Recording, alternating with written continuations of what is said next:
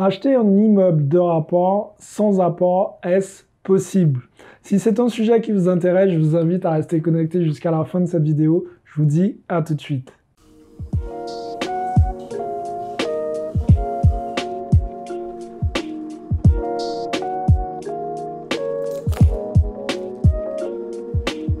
Salut à tous, je suis Xavier Prétairit, je suis l'auteur du livre Cave et Parking. Je suis aussi l'auteur du livre Devenir libre financièrement grâce aux immeubles de rapport. Aujourd'hui, nous allons aborder le fameux sujet, est-ce qu'il est possible d'acheter un immeuble de rapport sans apport? Avant d'en arriver là, je vous invite les amis à cliquer dans la description. Dans la description, vous allez trouver le formulaire que je vous ai préparé. Ce formulaire me permettra de vous faire un bilan personnalisé par la suite. Et c'est gratuit, c'est offert par la maison, c'est pour moi, c'est avec grand plaisir. Maintenant, passons au sujet principal de cette vidéo. Alors, est-ce qu'il est possible d'acheter un immeuble sans apport? Premièrement, j'ai envie de vous dire qu'il faut faire attention à une chose. Ne pas confondre sans apport et sans épargne. Beaucoup de néophytes ont tendance à confondre ces deux termes. Ils se disent, bon, comme j'ai pas d'apport, si j'ai pas d'épargne, ça passe. Et c'est deux choses totalement différentes. Aujourd'hui, il est possible d'acheter un immeuble sans apport. Il est possible de faire ce qu'on appelle un financement à 110%. Mais attention tout de même à une chose, c'est qu'au moment où je tourne la vidéo, les taux d'intérêt sont très bas. Donc comme les taux d'intérêt sont très bas, forcément, ça a suscité l'engouement chez beaucoup de personnes qui n'avaient jamais investi et qui se sont dit, tiens, pourquoi pas investir vu que les taux sont bas. Et ce qui se passe par la suite, on a remarqué en tout cas que les banquiers avaient tendance à refuser même de très bons dossiers. Pour cause, ils ont l'embarras du choix. Maintenant, quand vous allez voir un banquier, que vous souhaitez faire un investissement, que vous allez mettre 0 apport, ça peut poser problème. Je ne vous dis pas que c'est impossible, mais ça peut poser problème. Donc l'idée, c'est vraiment de présenter un dossier avec un peu d'apport pour faciliter, si vous voulez, l'obtention de votre crédit. Bien évidemment, il y a deux écoles. Moi, je fais partie des écoles où j'essaie de mettre le moins possible de ma poche. Pour cause, je suis là pour gagner de l'argent et pas pour en perdre.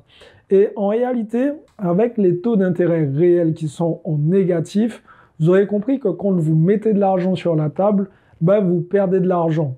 Donc l'idée, c'est vraiment d'utiliser à 110% l'effet de levier de la banque et ça vous permettra tout simplement de gagner du cash quoi qu'il arrive.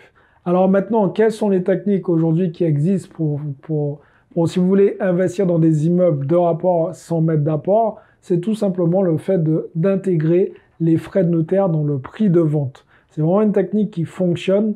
Maintenant, c'est à vous de savoir comment présenter tout ça au banquier. Et par la suite, ça vous permet d'éliminer en fait les cases qui peuvent être problématiques pour vous, ou du moins pour le banquier quand il verra votre dossier.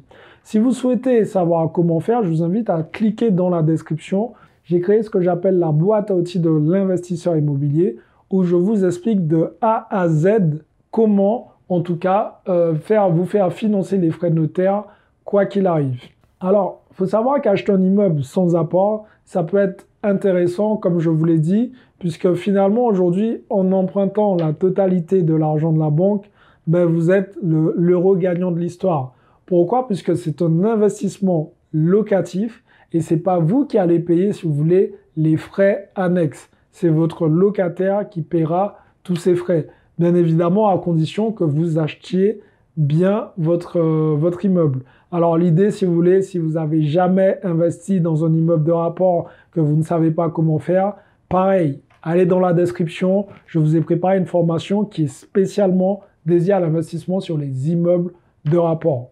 Encore une fois les amis, investir dans des immeubles de rapport, je ne vais pas arrêter de le dire, pour moi c'est vraiment l'avenir. Pourquoi? Parce que vous avez la possibilité de vous constituer un gros patrimoine rapidement. Il y a énormément d'avantages, notamment le fait que vous faites une seule et même opération et vous raflez la mise en récupérant plusieurs biens immobiliers d'un coup.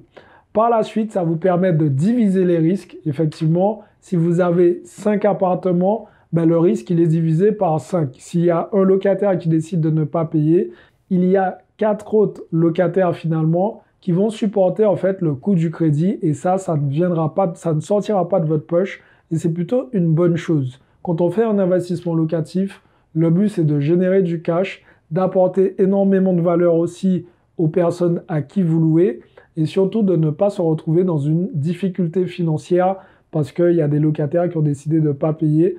Et le gros avantage des immeubles de rapport, c'est que ça divise les risques. Voilà les amis, j'espère que cette vidéo vous a plu. On s'est un petit peu écarté sur le sujet à la fin, mais c'est pas grave, dès qu'on parle immobilier, il n'y a pas de limite, il n'y a pas de frontières, on adore ça. Mettez-moi un gros like, partagez cette vidéo. Surtout, abonnez-vous à la chaîne pour rejoindre ces milliers d'entrepreneurs. Et pour les autres, pas de mystère, passez à l'action parce que demain, c'est pour les faibles. Ciao tout le monde.